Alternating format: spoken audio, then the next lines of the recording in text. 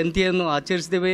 ಎಲ್ಲರೂ ಭಾತೃತ್ವದಿಂದ ಇರೋಣ ಅಂಥೇಳಿ ಆಶಿಸುತ್ತಾ ಈ ಒಂದು ಜಯಂತಿ ಕಾರ್ಯಕ್ರಮ ಇಲ್ಲಿಗೆ ಮುಗಿಸ್ತಾ ವಂದನೆಯನ್ನು ಸಲ್ಲಿಸ್ತಾ ಕಾರ್ಯಕ್ರಮ ಇಲ್ಲಿಗೆ ಮುಗಿಸ್ತಾ ಇದ್ದೇವೆ. ಧನ್ಯವಾದಗಳು.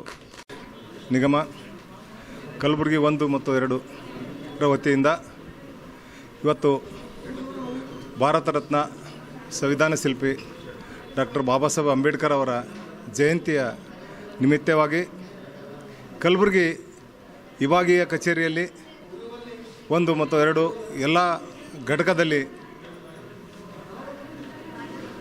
ಇವತ್ತೇ ಆಚರಣೆ ಮಾಡ್ತಾಯಿದ್ದೀವಿ.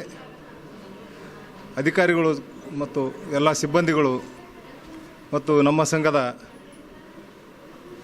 ಪದಾಧಿಕಾರಿಗಳು ಸೇರಿಕೊಂಡು ವಿಶೇಷವಾಗಿ ಇವತ್ತ ಒಂದು ಹಬ್ಬದ ವಾತಾವರಣ ನಮ್ಮದೊಂದು KSRTC ನಿಗಮದಲ್ಲಿ ಯಾವ ಥರ ಅಂದರೆ ಎಲ್ಲ ಘಟಕದಲ್ಲಿ ವಿಭಿನ್ನ ರೀತಿಯಲ್ಲಿ ಉಪಹಾರ ಊಟದ ವ್ಯವಸ್ಥೆ, ಸ್ವೀಟ, ವಿಭಿನ್ನ ಥರ ಸ್ವೀಟ, ಹೋಳಿಗೆ ಊಟ, ಕಲಾಕನ, ಹುಗ್ಗಿ, ಚಪಾತಿ ಭಾಳ ಅದ್ದೂರಿಯಾಗಿ ಇವತ್ತು ಎಲ್ಲಿ ಹೋದರೂ ವಿಭಾಗೀಯ ಕಚೇರಿ ಹಿಡ್ಕೊಂಡು ಘಟಕದಲ್ಲಿ ಭಾಳ ಚೆನ್ನಾಗಿ ಅನ್ನ ಸಂತರ್ಪಣಾ ಕಾರ್ಯಕ್ರಮ ನಡೆದದ. ಮತ್ತು ಸಾಯಂಕಾಲ 6 ಗಂಟೆಗೆ ಕೇಂದ್ರ ಬಸ್ ನಿಲ್ದಾಣದಿಂದ ಜಗತ್ತ ಅಂಬೇಡ್ಕರ್ ಸರ್ಕಲ್ ಅವರಿಗೂ ಡಾಕ್ಟರ್ ಬಾಬಾ ಸಾಹೇಬ್ ಅವರ ಭವ್ಯವಾದ ಭಾವಚಿತ್ರವನ್ನು ಮೆರವಣಿಗೆ ಇರ್ತದೆ. ಆ ಮೆರವಣಿಗೆಯಲ್ಲಿ ಡೊಳ್ಳಿನ ಕಾರ್ಯಕ್ರಮ ಇರ್ತದೆ, ಆಮೇಲೆ ಸೌಂಡ್ ಸಿಸ್ಟಮ್ ಇರ್ತದೆ. ಆ ಕಾರ್ಯಕ್ರಮಕ್ಕೆ ಉದ್ಘಾಟಕರಾಗಿ ಮಾನ್ಯ ಶಾಸಕರು ಅಲ್ಲಂ ಪ್ರಭು ಪಾಟೀಲ್ ಅವರು ಬರ್ತಾಯಿದ್ದಾರೆ. ಮತ್ತು ಇನ್ನುಳಿದ ಎಲ್ಲ ನಮ್ಮ ಸಂಘದ ಪದಾಧಿಕಾರಿಗಳು ಬರ್ತಾರೆ. ಈ ನಮ್ಮ ಸಂಘ ಪರಿಶಿಷ್ಟ ಜಾತಿ ಪರಿಶಿಷ್ಟ ಪಂಗಡ ಅಧಿಕಾರಿಗಳು ಮತ್ತು ನೌಕರರ ಕ್ಷೇಮಾಭಿವೃದ್ಧಿ ಸಂಘದಿಂದ ಅದ್ದೂರಿಯಾಗಿ ನಾವು ಇವತ್ತೇ ಅಂಬೇಡ್ಕರ್ ಜಯಂತಿ ಉತ್ಸವವನ್ನು ಆಚರಿಸ್ತಾ ಇದ್ದೇವೆ. ಅಧಿಕಾರಿಗಳು ಮತ್ತು ನೌಕರರ ಕ್ಷೇಮಾಭಿವೃದ್ಧಿ ಸಂಘದ ವತಿಯಿಂದ ಇವತ್ತು ನಮ್ಮ ಕಲಬುರಗಿ ವಿಭಾಗ ಮತ್ತು ವಿಭಾಗ 2ರಲ್ಲಿ ಎಲ್ಲ ಘಟಕಗಳಲ್ಲಿ ಇವತ್ತು ಡಾಕ್ಟರ್ ಬಾಬಾ ಸಾಹೇಬ್ ಅಂಬೇಡ್ಕರ್ ಅವರ 135ನೇ ಜಯಂತಿಯನ್ನು ಭಾಳ ವಿಜೃಂಭಣೆಯಿಂದ ಪೂಜೆ ನೆರವೇರಿಸೋರ ಮುಖಾಂತರ ಇಲ್ಲಿ ವಿಭಾಗ ಕಚೇರಿಗೆ ಬಂದಿರ್ತೇವೆ. ಇಲ್ಲಿ ಕೂಡ ಒಂದು ದೊಡ್ಡ ವಿಜೃಂಭಣೆಯಿಂದ ಈ ಕಾರ್ಯಕ್ರಮ ಯಶಸ್ವಿಯಾಗಿ ಡಾಕ್ಟರ್ ಬಾಬಾ ಸಾಹೇಬ್ ಅಂಬೇಡ್ಕರ್ ಒಂದು ಪೂಜೆ ನೆರವೇರುತ್ತದೆ. ಅದೇ ರೀತಿ ನಮ್ಮ ಸಂಘಟನೆ ವತಿಯಿಂದ ಇವತ್ತು ಸಾಯಂಕಾಲ 6 ಗಂಟೆಗೆ ಕೇಂದ್ರ ಬಸ್ ನಿಲ್ದಾಣದಿಂದ ಡಾಕ್ಟರ್ ಬಾಬಾ ಸಾಹೇಬ್ ಅಂಬೇಡ್ಕರ್ ಅವರ ಭಾವಚಿತ್ರದ ಒಂದು ಭವ್ಯ ಮೆರವಣಿಗೆ ಇದೆ.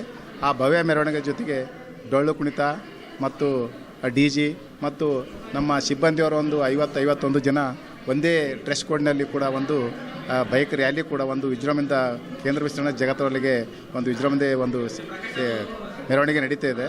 ಈ ಕಾರ್ಯಕ್ರಮಕ್ಕೆ ಎಲ್ಲರೂ ಕೂಡ ಕಾರ್ಯಕ್ರಮದಲ್ಲಿ ಸಾಯಂಕಾಲ 6 ಗಂಟೆಗೆ ಬಂದು ಎಲ್ಲ ನಮ್ಮ ಕಾರ್ಮಿಕ ಸಿಬ್ಬಂದಿಗಳು ಭಾಗವಹಿಸಿಕೊಂಡು ಪರಿಶಿಷ್ಟ ಜಾತಿ ಪರಿಶಿಷ್ಟ ಪಂಗಡ ಅಧಿಕಾರಿಗಳು ಮತ್ತು ನೌಕರ ಕ್ಷೇಮ ಸಂಘದ ವತಿಯಿಂದ ಎಲ್ಲರಲ್ಲಿ ಸಿಬ್ಬಂದಿಗಳಲ್ಲಿ ಕಳಕಳಿಯಿಂದ ಮನವಿ ಮಾಡಿಕೊಳ್ತೀನಿ.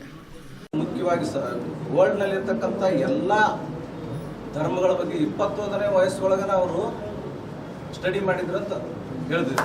21ನೇ ವಯಸ್ಸೊಳಗೆ ಇವರು ಒಂದು ಅಷ್ಟೊಂದು ನೈಪುಣ್ಯತೆ ಮತ್ತು ಇವರ ವಿದ್ಯಾಭ್ಯಾಸದಲ್ಲಿ ಅಷ್ಟೊಂದು ಉತ್ತುಂಗ ಸ್ಥಾನಕ್ಕೆ ಹೋಗಿದ್ದನ್ನು ನೋಡಿ ಕೊಲ್ಲಾಪುರದ ರಾಜ ಇವರಿಗೆ ಲಂಡನ್ನಲ್ಲಿ ಸ್ಟಡಿ ಮಾಡೋಕ್ಕೆ ಅನುವು ಮಾಡಿಕೊಟ್ರು. ಯಾಕಂದ್ರೆ ಅವಾಗ ಈಗಿದ್ದಂಗೆ ಯಾವುದೋ ಸ್ಕಾಲರ್ಶಿಪ್ ಆಗಲಿ ಅಥವಾ ಅವ್ರನ್ನ ರಿಕಗ್ನೈಸ್ ಮಾಡಿ ಕಳಿಸೋದಲ್ಲಿ ಪದ್ಧತಿ ಇರಲಿಲ್ಲ. ಯಾಕಂದ್ರೆ ತಮಗೆ ಗೊತ್ತಿದ್ದಂಗೆ ಅವ್ರು ಬ್ರಿಟಿಷ್ ಆಳ್ವಿಕೆ ಇತ್ತು. ಅಲ್ಲಿ ಆ ಟೈಮ್ನಲ್ಲಿ ಹೈಯೆಸ್ಟ್ ವಿದ್ಯಾಭ್ಯಾಸ ಮಾಡಿದಂಥ ಇಂಡಿಯಾದ ಏಕೈಕ ಅಂದರೆ ಅವರೊಬ್ಬರೇ ಅಂಬೇಡ್ಕರ್. ಸುಮಾರು ತಿಳಿದು ಬಂದ ಪ್ರಕಾರ 32 ಡಿಗ್ರಿ ಇದು ಅಂತವರು 32 ಡಿಗ್ರಿ 64 ಸಬ್ಜೆಕ್ಟ್ನಲ್ಲಿ ಎಕ್ಸ್ಪರ್ಟ್ ಅನ್ಸಿತ್ತವ್ರಿಗೆ 64 ಸಬ್ಜೆಕ್ಟ್ನಲ್ಲಿ. ಆ್ಯಂಡ್ 2ರಲ್ಲಿ ಡಾಕ್ಟರೇಟ್. ಅದು ಇಲ್ಲಿ ಒಂದು ಕೊಲಂಬಿಯಾ ಯೂನಿವರ್ಸಿಟಿ ನ್ಯೂಯಾರ್ಕ್, ಇನ್ನೊಂದು economic school London. And barrister in law ಅದು ಲಂಡನ್ನಲ್ಲಿ. ಸೊ ಅಷ್ಟೊಂದು ಅವರು ಸ್ಟಡಿ ಮಾಡಿ ಇಲ್ಲಿ ಒಂದು ನೆಕ್ಸ್ಟ್ ಭಾರತಕ್ಕೆ ಬಂದ 1927 ನಮಗೆಲ್ಲರಿಗೂ ಗೊತ್ತಿರ್ಬೋದು ವಾಟರ್ ರಿಸೋರ್ಸಸ್ ಇರ್ತಾವಲ್ಲ, ನಮ್ಮ ಬಾವಿ ಹಳ್ಳ ಕೊಳ್ಳ ನೀರು ತರೋದು, ಅವಕ್ಕೆ ಟಚ್ ಮಾಡೋಕೆ ಹಿಂದುಳಿದವ್ರಿಗೆ ಇದ್ದಿದ್ದಿಲ್ಲ.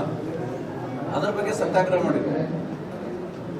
ಇನ್ನೊಂದು ಅವರು ಎಲ್ಲ ಸಮಾಜ ಮತ್ತು ಟೋಟಲ್ ಒಂದು ಏನಿತ್ತು ಅಂದ್ರೆ ಅವ್ರದ್ದು ಮಾನವೀಯತೆ ಅಂದ್ರೆ ಇಂಥ ಸಮಾಜಕ್ಕೆ ತಿರಂಗಿಲ್ಲ ಅವ್ರದ್ದು ಮಾನವೀಯತೆ ಇದ್ದಿದ್ರ ಸಂಬಂಧ ಅವರು ಒಂದು ಎಕ್ಸಾಂಪಲ್ ಬಿಜಾಪುರಕ್ಕೆ 1937ರಲ್ಲಿ ಅಂದಾನಯ್ಯ ಅಂಥೇಳಿ ಅಂದಾನಪ್ಪ ಅಂಥೇಳಿ ಒಬ್ಬರು ಅಡ್ವೊಕೇಟ್ ಅವರು ಲೋಕಲ್ ಅಡ್ವೊಕೇಟ್ ಅವರು ಬಾಬಾ ಸಾಹೇಬರ ಫಾಲೋವರ್. ಅಲ್ಲಿ ಒಂದು ಕ್ರಿಮಿನಲ್ ಕೇಸ್ ಏನಾಗಿತ್ತಂದ್ರೆ ಒಬ್ರು ಸೋಮನಗೌಡ ಅನ್ನೋರ ಮೇಲೆ ಕ್ರಿಮಿನಲ್ ಕೇಸ್ನ ಅಂದ್ರೆ ಕೊಲೆ ಕೇಸ್ನ ಫಿಕ್ಸ್ ಮಾಡಿ ಅವರಿಗೆ ಆಲ್ಮೋಸ್ಟ್ ಅವ್ರ ಲೋಕಲ್ ಅಂದ್ರೆ ಹಳ್ಳ್ಯಾಗ ಗೊತ್ತಲ್ಲ ಅವಾಗ ಈಗ ಹೆಂಗೈತಿ ಅವಾಗ ಹಳ್ಳಿಗಳು ಅದು ಇವು 2 ಬಣ 3 ಬಣ ಇದ್ದುದ್ವೆ. ಅವ್ರ ಮೇಲೆ ಕೊಲೆ ಕೇಸ್ ಫಿಕ್ಸಪ್ ಆಗಿ ಅವ್ರಿಗೆ ಗಲ್ಲು ಶಿಕ್ಷೆ ಆಗಂತ ಚಾನ್ಸ್ ಇತ್ತು. ಅಂಥದ್ರಲ್ಲಿ ಅವ್ರು ವಕೀಲರು ಏನು ಮಾಡಿದ್ರು, ಬಾಬಾ ಸಾಹೇಬರು ರಿಕ್ವೆಸ್ಟ್ ಮಾಡಿದ್ರೆ ಬಾಬಾ ಸಾಹೇಬರು ಬಿಜಾಪುರಕ್ಕೆ ಬಂದು ಬಿಜಾಪುರ ಕೋರ್ಟ್ನಲ್ಲಿ ಆ ಸೋಮನಗೌಡ ಅನ್ನೋರ್ದು ಕೇಸ್ನಲ್ಲಿ ಕೋರ್ಟಿಗೆ ಬಂದು ಅವರು ವಾಗ್ವಾದ ಮಾಡಿದ್ದಕ್ಕೆ ಅವರು ಸೋಮನಗೌಡ ಅನ್ನೋರು ಕೊಲೆ ಆರೋಪಿ ಅಲ್ಲ ಇನ್ನೋಸೆಂಟ್ ಅದು ಪ್ರೂವ್ ಆಗ್ತಾರೆ. ಅವಾಗಿನ ಬಿಜಾಪುರಲ್ಲಿ ಆಗಿನ ಕಾಲಕ್ಕೆ ಎಲ್ಲ ಡಿಸ್ಟಿಕ್ನಲ್ಲಿ ಡಿಸ್ಟಿಕ್ ಹರಿಜನ್ ಪರಿಷತ್ ಅಂತಿದ್ದು.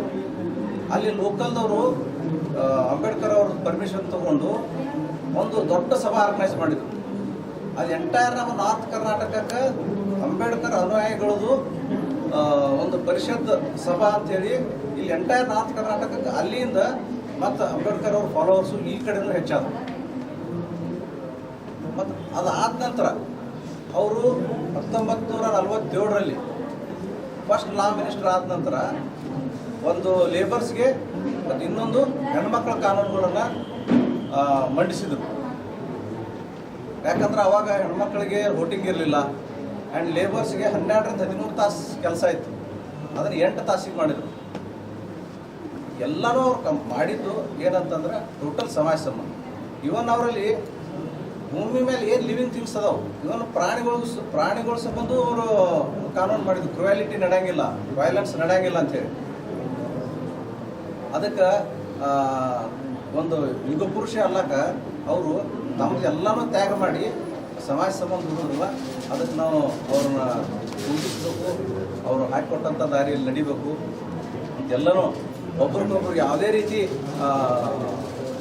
ನಾವು ವೈರತ್ವ ಇಟ್ಕೊಳ್ಳಾರ್ದ ಪ್ರೀತಿಯಿಂದ ಹೋದ್ರೆ ಒಂದು ಎಲ್ಲನೂ ಒಳ್ಳೆಯದಾಗತ್ತೆ. ಮತ್ತು ಆ ಲೈಫಿಗೆ ಒಂದು ಸಮಾಧಾನ ಅನ್ನೋದಿರುತ್ತೆ. ಎಲ್ಲಿ ನಾವು ವೈರತ್ವಗಳು ಇಟ್ಕೋಬಾರ್ದು. ಎಷ್ಟು ಸಾಧ್ಯತೆ ಅಷ್ಟು ಎಲ್ಲರನ್ನೂ ಪ್ರೀತಿಯಿಂದ ಕಂಡು ಒಂದು ಸಮಾಜದಲ್ಲಿ ಅವರ ಒಂದು ತತ್ವಗಳನ್ನು ಎಲ್ಲರೂ ಕೂಡಿ ಪಾಲಿಸೋಣ. ಮತ್ತು ವಿಭಾಗಕ್ಕೆ ಕಾರ್ಪೊರೇಷನ್ಗೆ ಎಲ್ಲರೂ ಕೂಡಿ ಒಳ್ಳೆಯದನ್ನು ಬಯಸಿ ಒಳ್ಳೆಯ ರೀತಿಯಿಂದ ದುಡಿಯೋಣ ಅಂತೇಳಿ ನಾನು 4 ಎಲ್ಲ